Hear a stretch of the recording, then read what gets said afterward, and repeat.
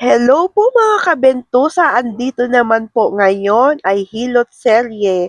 Ngayon po ay chinat ako ng client ko na magpapabentusa pala ito, si client. Siguro ang dami niyang lamig mga kabentusa sa katawan niya para maginhawaan naman po si client. Ito ay napakalalim po na marka ng bentusa therapy po siya. Mga kabentusa, talagang sobrang lalim at ang dami niyang lamig sa katawan niya mga kabentusa.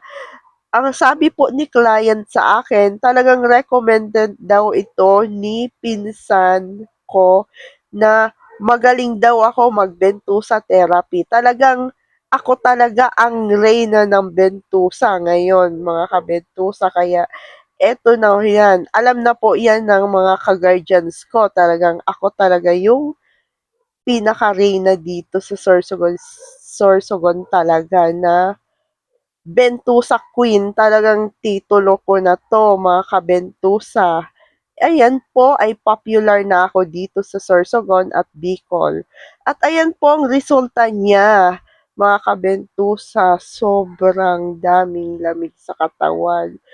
Ay tinadtad ko na to ng Bentusa Glass para matanggal to at maginhawaan na to siya, mga kabentusa. Sobrang daming lamig sa katawan.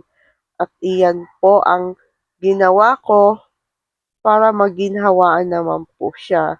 Good for 2 days na hindi siya maliligo, mga kabentusa.